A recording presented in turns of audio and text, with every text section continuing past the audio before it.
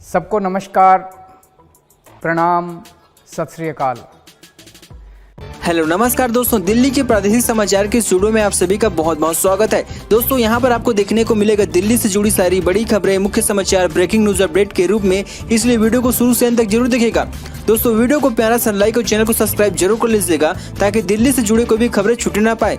चलिए दोस्तों time waste न करते आगे बढ़ते हैं खबर की ओर।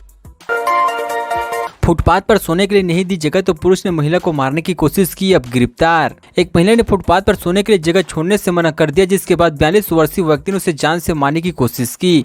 पुलिस ने शनिवार को उसे गिरफ्तार कर लिया। गिरफ्तार व्यक्ति की पहचान पहाड़गंज क्षेत्र के पैदल पथ निवासी मनोज कुमार के रूप में हुई है। पुलिस उपायुक्त अमृत गुरलोथ ने बताया कि मंदिर मार्ग थाने में सूचना मिली थी कि लेडी हार्डिंग अस्पताल के गेट नंबर 3 के पास सिर में चोट लगने से एक महिला बेहोश पड़ी है, जिसके बाद पुलिस ने कर्मचारी तुरंत मौके पर पहुंचे। जब पुलिस वहां पर पहुंचे तो संदिग्ध को मौके से भागते देखा गया। पुलिस स्टाफ ने संदिग्ध आरोपी का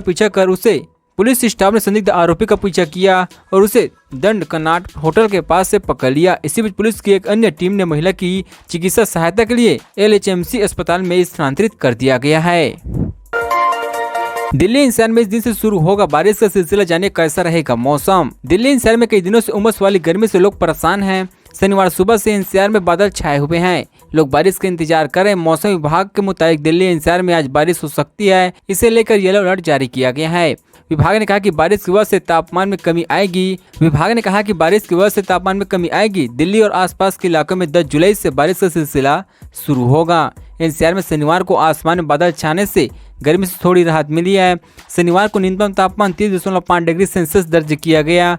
IMD ने राष्ट्रीय राजधानी दिल्ली में अगले कुछ दिनों तक बादल छाए रहने और गरज के साथ बौछार पड़ने का अनुमान लगाया भी है। मौसम विभाग ने दिल्ली और पश्चिम यूपी समेत पंजाब, हरियाणा, चंडीगढ़ में 9-10 जुलाई को भारी बारिश की संभावना जताई है।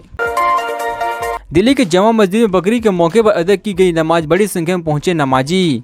देश भर में बकरीद रविवार के दिन मनाई जा रही है। ईद की नमाज दिल्ली की जमा मस्जिद में सुबह 6 बजे अदा की गई, वहीं फतेहपुरी मस्जिद में 7:15 बजे और पाटिया मेट स्थित मस्जिद में 8 बजे अदा होगी। इस्लामी कैलेंडर के मुताबिक हर साल 2 बार ईद मनाई जाती है, एक ईद उल जुहा और दूसरा ईद उल फितर को मीठी ईद भी कहा जाता है। इसे रमजान को खत्म करते हुए मनाए जाते हैं। मीठी ईद के करीब 70 दिन बाद बकरीद मनाई जाती है। मस्जिदों में नमाज अदा करने के बाद बकरे की कुर्बानी देते हैं। वहीं ईद के मौके पर राष्ट्रपति वेंकैया नायडू ने देशवासियों को ईद की शुभकामनाएं दी है। उन्हें कहा कि पारंपरिक श्रद्धा और उल्लास के साथ मनाए जाने वाला कुर्बानी का त्योहार ईद उल जुहा ईश्वर के प्रति परम भक्ति का प्रतीक है। यह लोगों को अपनी भावनाओं का साझा करने एवं एक दूसरे का ध्यान रखने तथा जरूरतमंदों एवं गरीब लोगों के प्रति संवेदना प्रकट करने का अवसर प्रदान करता है।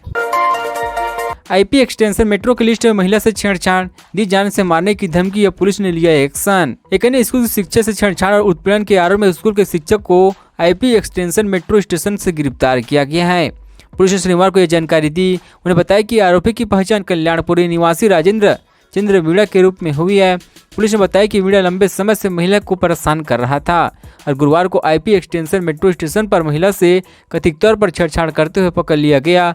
एक वरिष्ठ पुलिस अधिकारी ने बताया कि पुलिस को गुरुवार को IP एक्सटेंशन मेट्रो प्राधिकरण ने छेड़छाड़ की घटना की सूचना मिली। उन्हें बताया कि जब पुलिस मेट्रो स्टेशन पहुंची तो आरोपी और शिकायतकर्ता के साथ वहां स्टेशन के अधिकारी भी मौजूद थे। उन्हें बताया कि पूछताछ के दौरान महिला ने बताया कि वह एक स्कूल में प्राथमिकी शिक्षक के तौर पर काम करती है। उसने कहा कि गुरुवार को स्कूल के बाद जब वह किसी काम से दिल्ली नगर निगम कार्यालय गई तो उसने देखा कि एक व्यक्ति उसका पीछा कर रहा है। दिल्ली नगर निगम के चुनाव 2023 से पहले संभव नहीं, जाने क्या है वजह। विशेषज्ञों का कहना है कि केंद्र दिल्ली में नगर निगम के सभी वार्ड का फिर से परिसीमन कर रही है।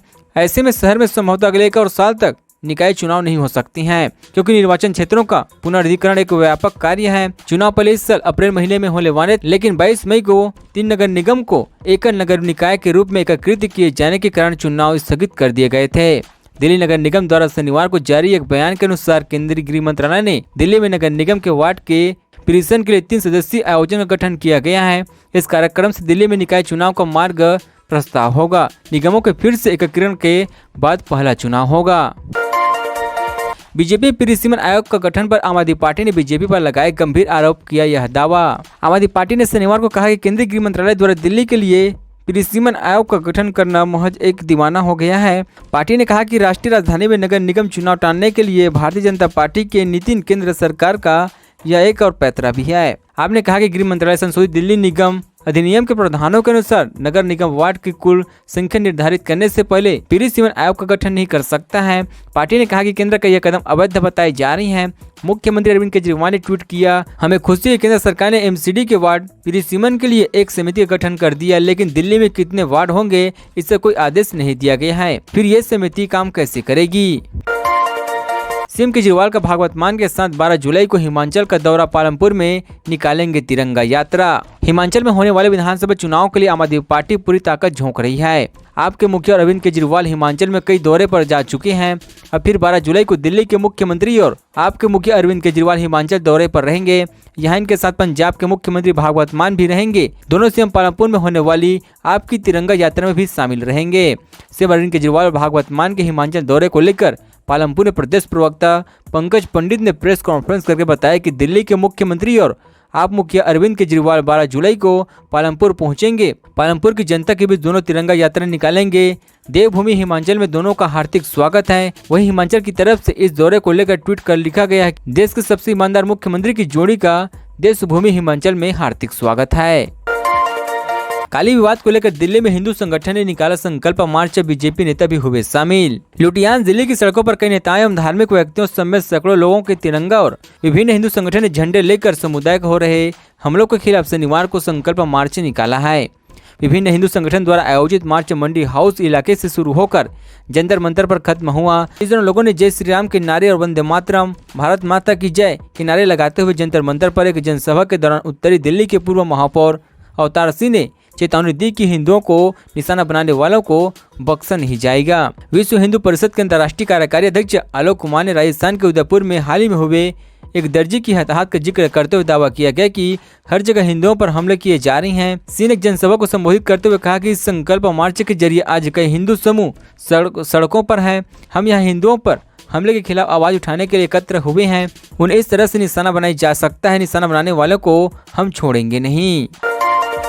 दिल्ली एससी के जामिया को लेकर फैसला, यूजीसी से पैसों की मांग के लिए नहीं ले सकता है कोर्ट का सहारा। दिल्ली उच्च न्यायालय ने जामिया मिलिया इस्लामी की उस याचिका को खारिज कर दिया है जिसमें उनसे विश्वविद्यालय अनुदान आयोग को सरोजिनी नायडू महिला अध्यक्ष केंद्र के लिए धन जारी करने का निर्देश देने की मांग की गई थी। उच्च न्यायालय ने कहा कि जामिया मिलिया इस्लामी यूसीजी ने धन प्राप्त करने के लिए अदालत की ढाल नहीं ले सकते हैं। अदालत ने सरोजिनी नायडू महिला अध्यक्ष केंद्र की निर्देशक के रूप में कार्यरत एक प्रोफेसर द्वारा अपने वेतन के भुगतान मांग करने वाली एक लंबित याचिका में संबंध में जामिया की ओर से दायर आवेदन पर सुनवाई करते हुए यह मौखिक आवेदन पारित किया गया है।